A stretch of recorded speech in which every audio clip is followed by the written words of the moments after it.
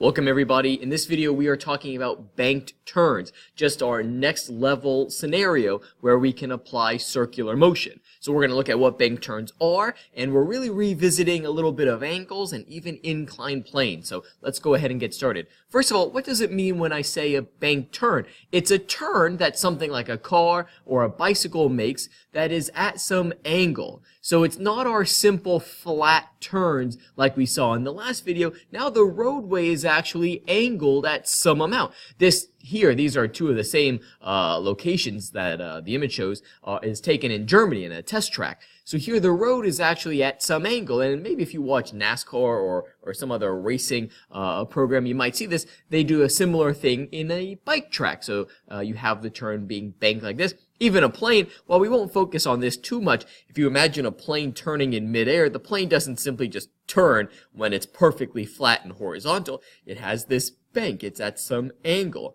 and it does that for a particular reason. Focusing up here, why might you want to have the road turned?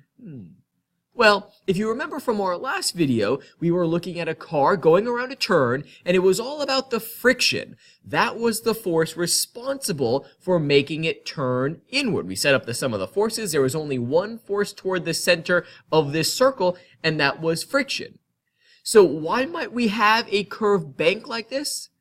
Because if this is the case, the circle is now in this direction. Okay, right? It's moving along in a circle, just like the circle was centered along some spot over here. The circle here is centered at some spot here. Now, there still might be friction acting on these wheels, but now, notice, there is a component of the normal force. If I look at the normal force on this car, I draw it like this. Or even, more extreme, normal force on this car, maybe like this. Notice some of this normal force is now acting towards the center. Having the turn banked means you have an additional force that can be acting in that centripetal direction, and all that means is maybe friction doesn't have to do as much work, so to speak, as before. You have an additional force to support those objects moving in a circle. That's why you bank turns, so that you can frankly go faster, because now you don't just have friction that keeps you moving in that circular path. You can also use the normal force that's kind of naturally occurring from that roadway. Okay, so that's why we make these turns banked. It's really for higher speed motion. Let's figure out how to analyze them. Okay, again, here's a nice diagram of a car moving in a circle. Again, I like this, that it shows you like this curve has a circular motion relative to some center labeled right here. How do we go about approaching this? Well, this is what I mean about inclined planes. Don't worry about all this. We'll take this step by step. But if you imagine, here's that banked turn. Let's just look at a cross-sectional area. Imagine I take a giant knife and I just cut it in half. I essentially have this car that's on this incline. Now, yeah, the incline is wrapping around in that circle, but as it's traveling, it's on this incline right here, and I know how to analyze the forces of objects on inclines. Okay, we would break things down into components, assuming I know this angle theta here. We would set up the sum of the forces in the x and the y, and we're going to do the same thing. However, instead of simply always adding up forces in the x and y, we'll make sure we add up forces in the centripetal direction. And here's another good example of how the circle that this car is traveling on, it's not this circle down at the bottom. It's where the object's located, this dotted line here. Okay, this is the circular path. So we want the force that's acting like this, whether it's its own force or some component. The force that's acting like this. That would be the force towards the center. Not any force like this. Not any force like this. We need to figure out the force or forces towards that center. Here's another nice diagram. Okay, the center is somewhere over here. So you can imagine we're going to be breaking things into components. All right, well, let's just look at an example. Let's dive right in. There's not going to be any numbers. There's not going to be any set definition for something I want you to solve, but how do we approach it? And we're going to start off by looking at a banked turn without friction. And that simply means the car, or whatever the object is, can make the turn, and we don't have to worry about any friction between the tires. That normal force, remember I told you, okay, the benefit is the normal force kind of helping us out. We'll assume that the normal force is able to get the job done all on its own. So we're going to say there's no friction, okay? So let's start off with a free body diagram. It's kind of drawn right here. Let's draw it ourselves. Okay, here is this cross-sectional area. Here's the incline. Just like before, there's going to be weight, of course, because this car is here on Earth. And there's going to be some normal force, just like that. Fantastic. Any other forces acting on this car? Not really. If I wanted to then figure out, or if I wanted to write up the sum of the forces in the centripetal, well, I need to look at forces this way, towards and away from the center of my circle. Well, there's no component of mg because it's perfectly perpendicular. It's straight up and down. There's a component of the normal force. I'm going to write n, but not x. This time I'm going to write nc, the component that's in the centripetal direction. The other component of this normal force, that's going to be ny. You could label that. Okay, here is, oops, I want ny. So the sum of the forces, well, that's this piece right here. NC must equal mv squared over r. Now, how do I figure out this component? We can break things down. Okay, I can redraw my normal force. So there's my normal force like this. Here is NC.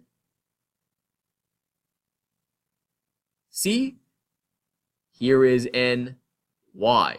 Now you gotta be a little careful with your triangles. If you've drawn it like this angle actually ends up being the same as this angle theta here. You could redraw your triangles if you want. Another way to draw it is if I had my normal force like this. Remember how I said like draw that y component first? Well, that might be helpful too. If you start off with that y component and then here's NC, this angle here is theta. So it might take a little remembering how to figure out these angles, okay? But either way, NC must equal N times, what's it going to be? It has to be equal to N times the sine of theta, because I have opposite over hypotenuse, NC over N. Same thing here, opposite over hypotenuse. So if I go back, my sum of the forces in the centripetal direction, N times the sine of theta equals mv squared divided by r. Okay, so that's me just setting up the sum of the forces in the centripetal. I'm going to get to a new slide, but there's that same equation written down. Now, to be honest, a lot of times they're not going to tell you in a problem what the normal force is. So how could I figure out the normal force? Let's try writing out the sum of the forces in the y direction, just like we used to do. Remember, I have this normal force, and I have mg. And I have this normal force, I have ny, and I have nc. Well, that must be that ny minus mg equals. Now, in the y direction, is this car accelerating up or down? It's not. So the sum of the forces in the y direction, there's no acceleration, should be 0. So ny equals mg. And ny in this case, this here is theta. This is n cosine of theta.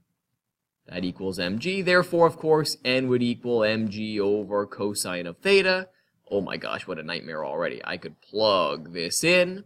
I'm going to switch back to red.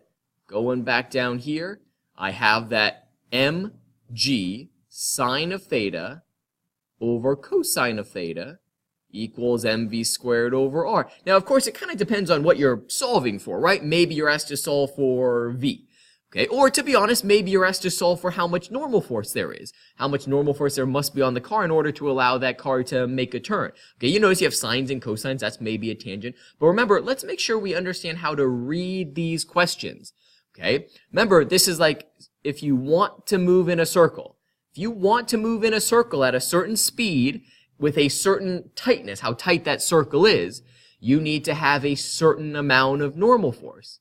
What happens if the car doesn't have that normal force? Then that inertia takes over. When we think of those cars sliding out, it's because they don't have enough force acting inward, so they try and just continue their straight line motion moving forward.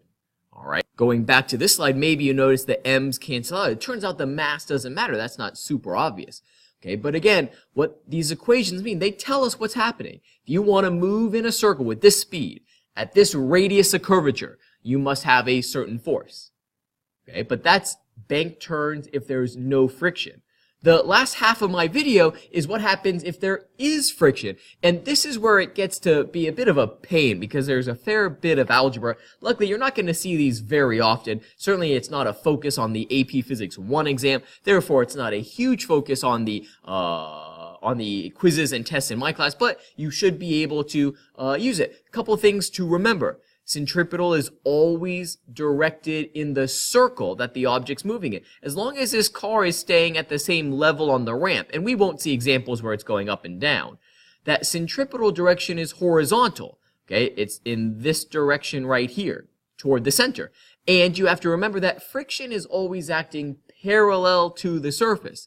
So here's my diagram. There's that normal force. Here's weight just like before. If there's friction now, friction is between the road and the tire. Well, let's see. If there wasn't friction, the car would seem like it's sliding upwards.